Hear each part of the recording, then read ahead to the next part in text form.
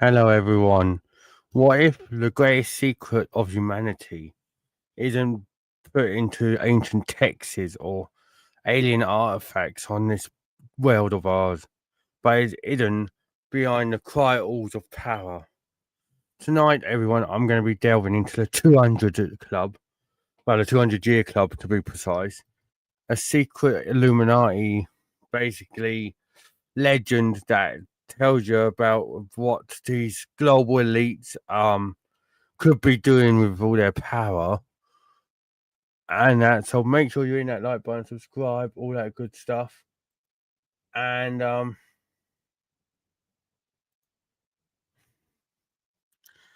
yeah, if you think if you like it, hit that like button, subscribe, share, comment, all that good stuff. So basically, the myth of the secret society has basically like the 200-year club has been around for centuries. It emerged in like it emerged during the 20th century, and and it was whispered among powerful people, and like the covert brotherhood, where these members would like meet and basically try and go under radical procedures that would try and extend their lifespan. And try so basically, like they were doing Lazarus experiments on themselves to try and expand their life, and but this club was said to be very wealthy, and it was very select. Politicians were connected with it. People that knew technology advancements and that were said to also be involved. But basically, um, their true ages were like hidden behind carefully fabricated identities. So basically, they wouldn't know their real ages, and it kind of got messy. So was these stories just that stories, or is there more to this 200-year club that meets the eye? Like I said, if you're going to enjoy this or you enjoy it, hit that like button, subscribe, and check out all my other stuff. So basically, think of this 200-year club. So we think of the 20th century, as I just said.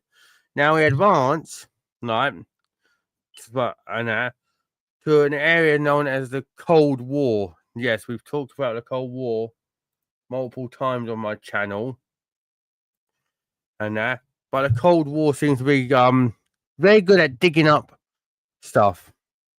So governments poured like huge amounts of resources into biological medical research at this time, but it was all a secret. Documents were like hidden, declassified files also into that experiments in cellular regeneration, anti-aging therapies, even one, right, known as transfusions of young blood, basically techniques that were aimed at reversing the march of time, or otherwise known as the vampire theory that I'll tell about in a minute. But yeah, documents have revealed that these ethical boundaries that they would go to be like not to age like above a certain thing. So scientists basically tested loads of things on human subjects, and most of these files are still sealed today because yeah, if it got out, it basically catastrophic. But there's always been rumors that they're there, hidden in files. So going back to this vampire theory, right? Recent years go down which have been like so recent years have gone and we spoke about in medical fields like oh blood based therapies are a good thing to us to go down like obviously blood transfusions like taking blood from us and that but and that to do testing and on to see what kind of things are wrong with us. But basically, rumor, and I think someone, I think an animation kind of caught catched up, not catched up, but kind of into that this going on. I'll do that. And I think it was Family Guy of all things. I think Seth MacFarlane made a joke of it. Um, but basically, um, these older subjects basically are wired up and everything, and like with their blood like so every like their I can't think of the blood wiring, but like the blood tubes and everything. And basically next to him would be a young person, like in their 20s or even younger, and basically these younger patients would be drained of their blood and put into the older body. I don't know how true it is, but this is the rumor that the vampire therapy that is going on, and that these older patients would have the younger blood of the person next to them, and then vice versa. The older blood would go into the new. It's like kind of like sci-fi shit, that kind of thing that when you look at a sci-fi movie and you go, that's not fucking ethical. That's not, I don't think that ever happened in our lifetime. Yeah, that kind of shit. So basically, people have said that these transfusions, if they are real, that they're far more than cosmetic like appearances. They could temporarily reverse biological aging markers, restore vitality, like basically could make them like a vampire, basically, like rejuvenate them. And so if this stuff is going on to this day, kind of makes it seem a bit crazy, doesn't it? Like this stuff would be going on under our eyes, all of that. So, not only have we got that theory out there that these are things could be happening. I'm not saying they are, but there's a conspiracy that they are going on. Because this is, like I said, this conspiracy is Nexus episode 3, obviously. So this is the conspiracy theory part. But there's a conspiracy that there's nanotechnology getting involved now, where these microscopic machines are going to be put into our body to repair DNA cells, blood cells, the like cellular damage, tissue damage. So these silicon-based nanobots could be like gene editing tools, and there's basically they could repair us better than medicine. So, but obviously, public research is impressive and everything, but it's always moving slowly and everything. And now, what's to say that these things ain't getting quicker and quicker elsewhere, and that there's like theories out there that cancer's been like there's a cure for cancer, but obviously they're not the one been found apparently. Although I think that's bullshit. I think there's one out there, but we don't want to release it. That's a story for another time. Billionaires possess how many billionaires out there have secret labs? Look at Bill Gates during the COVID pandemic. He had a lab available. So people with money. So are these technologies really a leap for us, like to do, or are they really just bullshitting with us? So another way people are saying that the global elite are being immortal and that, and it kind of ties in with certain certain figures that people say are still alive. Like I believe Michael Jackson's still alive somewhere. I believe because if anyone seen that video of the ambulance, someone come out of his ambulance and went through a door, never seen again. Then there's people that say there's that some priest, Bob Joyce, who sounds exactly like Elvis.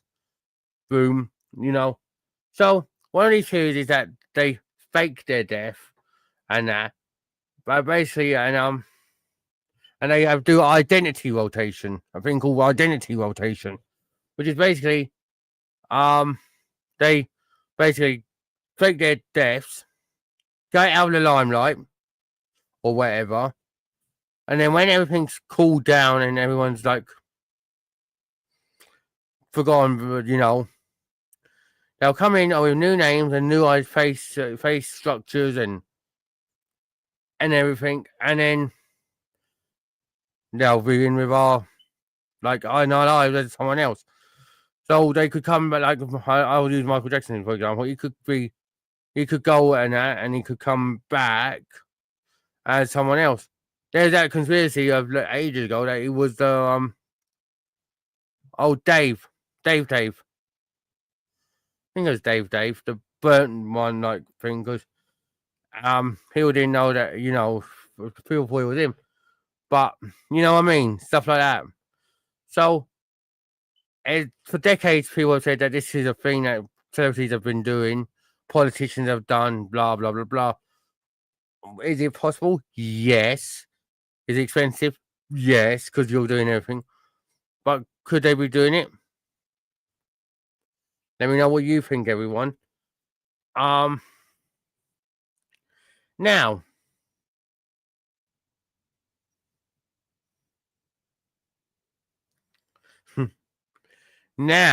this is where I'm going to say that this conspiracy of the global elite kind of goes in a wild direction, because people say why these celebrities might have hidden sanctuaries in other countries that they don't want you to know about. Like they could be going to Switzerland in the Alps for treatment, and no one would know about any wiser. Or they could be going to another country which don't know anything about them. Could you imagine going to somewhere into another country, and if you're part of, like, not knowing anything, like I don't remember what country or part of the world it is, but I believe there's a tribe that only worshipped Prince Philip. Obviously, he's died now. No, Prince Philip. So I don't know who they're like, who they worship now, but they only worship Prince Philip. So it's the same kind of thing. If they didn't know anything about these celebrities could basically live a normal life, so to speak. So, why are they going to these like sanctuaries? That is a theory that I don't know about, because this is like one that's like thrown out there as like a boomerang, and I'm hoping it comes back with some results, but I don't see hidden sanctuaries as a thing that celebrities would do. But the one thing that I would say people are good at, like us, is eyewitness accounts and seeing things with our own eyes. So people say that they've seen ghost sightings of their favorite celebrities, like Michael Jackson, I said earlier, Elvis. Someone swore that they saw, I believe, the other year, I believe someone said they saw John Lennon. Stuff like that. So what? So if you're telling me, so what's going on, like with these celebrities? Getting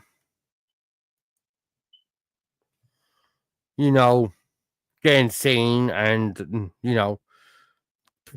they're not just being seen in America.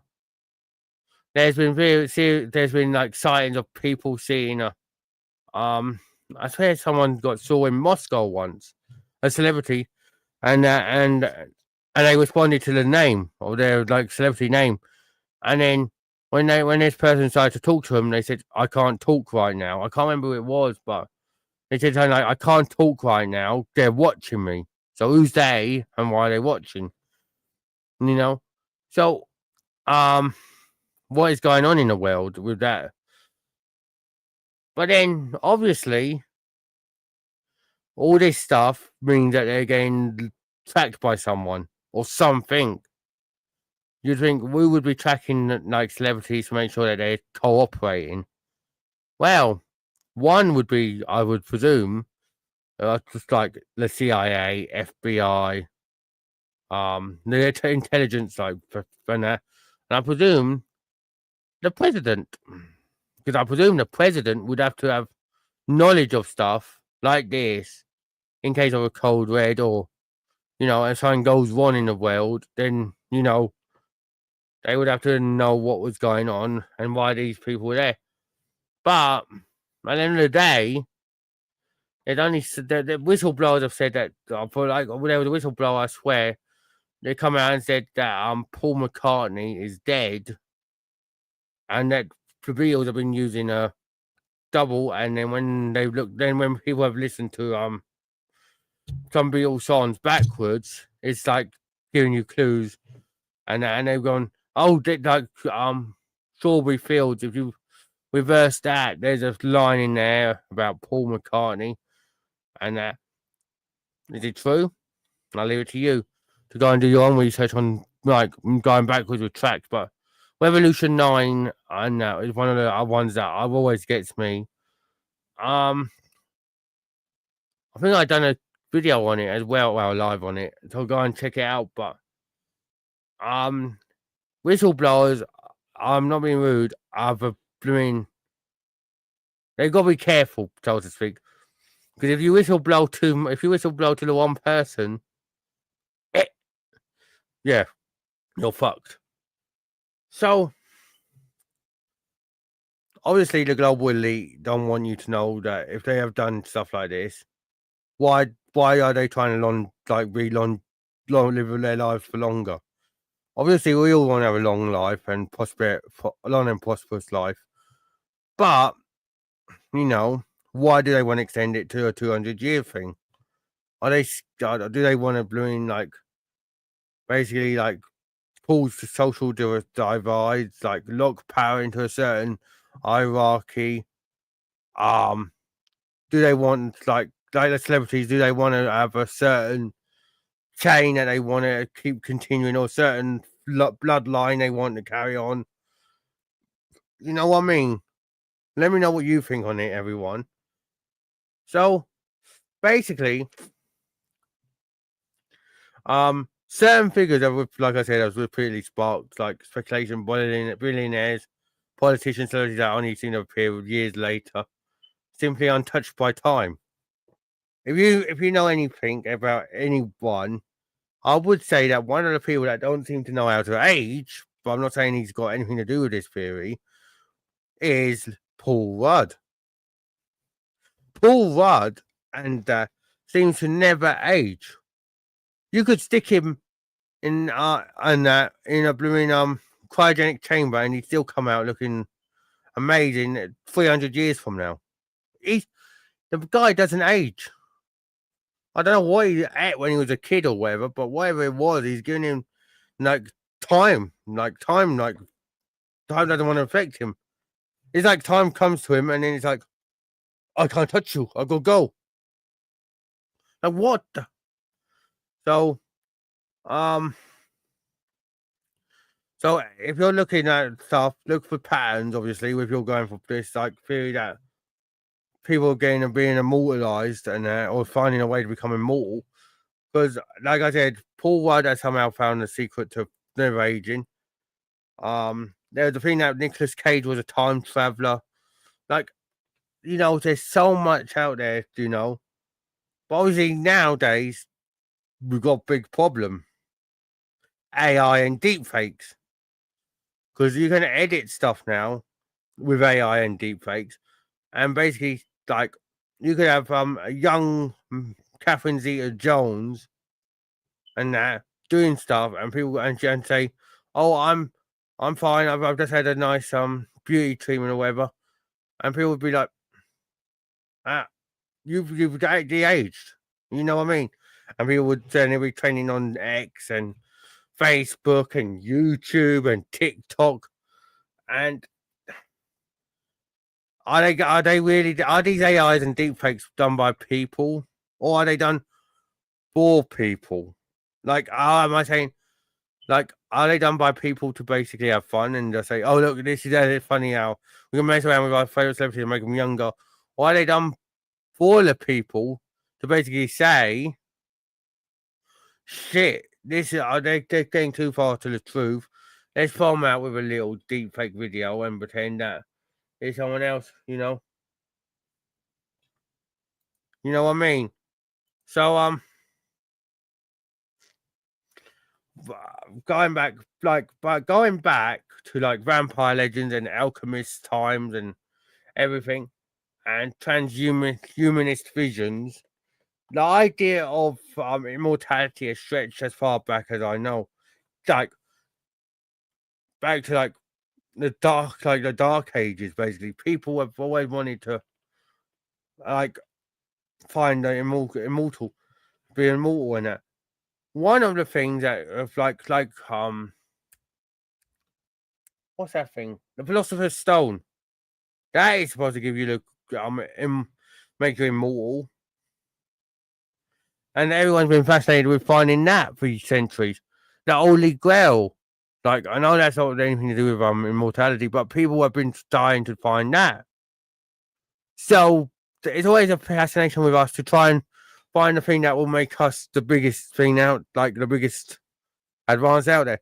If someone found the Philosopher's Stone, you can guarantee people will be like, "Oh, let's use it. I want to make myself immortal," and then they'd get bored of the life, obviously, because of it, and you know what I mean. It's like it's never like a win-win. So you're going to have that power struggle from left to right. Like people will be like, "Yeah, I want to live forever."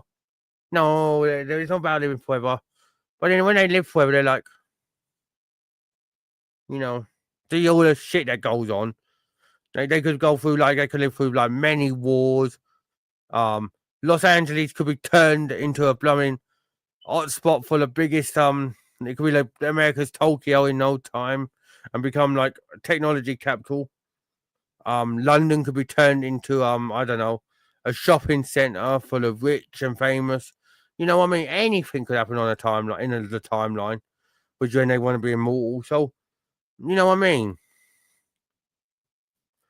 So basically, the allure is basically undeniable to become to live for 200 years or even longer.